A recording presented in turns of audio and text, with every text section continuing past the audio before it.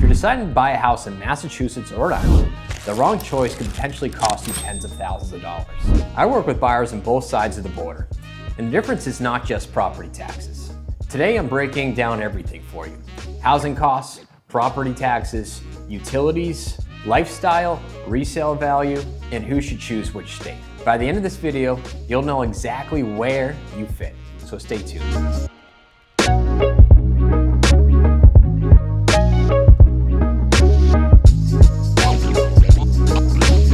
So let's start with the median home prices between Massachusetts and Rhode Island, because this is a large reason of what drives the debate.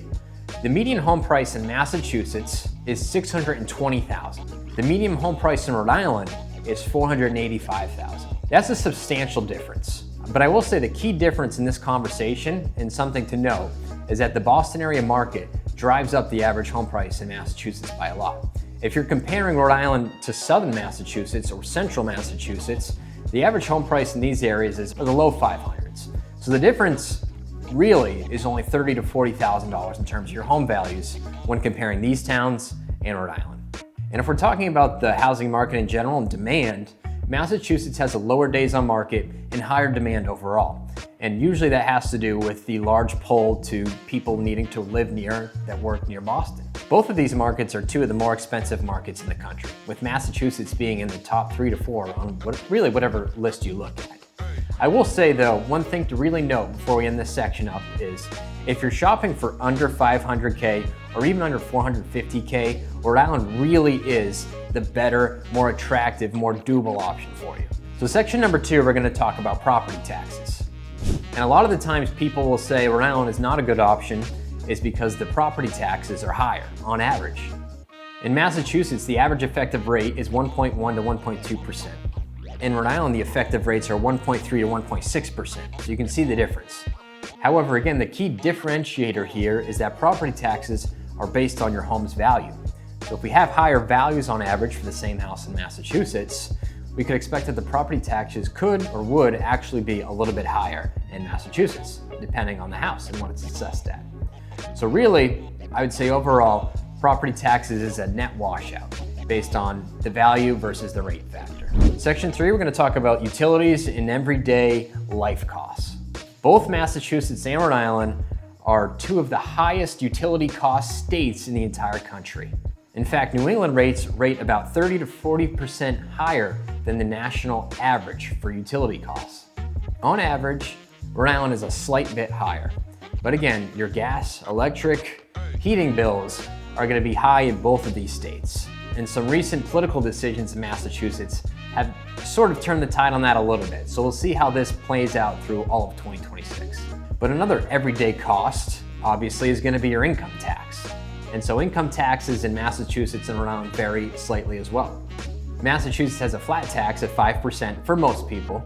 Rhode Island's is more progressive and variable at a 3.5% to 6% rate. So it really depends on what you make and your individual circumstance. But bottom line, you're not moving to either of these states to save on utilities or taxes. Now let's talk about jobs and the economy of each. Massachusetts has a stronger job market overall. In fact, it's one of the strongest job markets in the entire country, with unemployment rates being super low and having some of the best wages and higher end companies attracted and working in the Massachusetts or Boston area. So if your career ceiling matters, then being close in Massachusetts, Rhode Island has a much smaller job market in the Providence business area.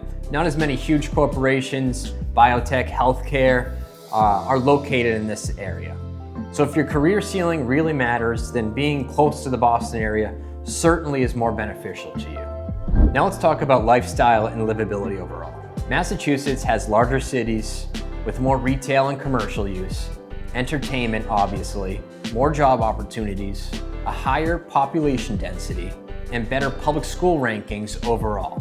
On the other hand, a huge benefit of Rhode Island is it has coastal access or ocean access really pretty nearby no matter where you are in Rhode Island. It's a super strong beach culture and there's really low congestion for traffic outside of Providence compared to Massachusetts, which has one of the worst traffic ratings in the country. But just hitting home on schools, Massachusetts ranks top 3 in the country nationally for its public schools, and Rhode Island is more so in the middle of the state ranking. So overall, Massachusetts is about opportunity, and Rhode Island is really about more breathing room. Okay, and lastly, let's talk about resale and investment potential. Historically, Massachusetts has had stronger real estate appreciation, and the limited inventory keeps that upward pressure going, even to this day.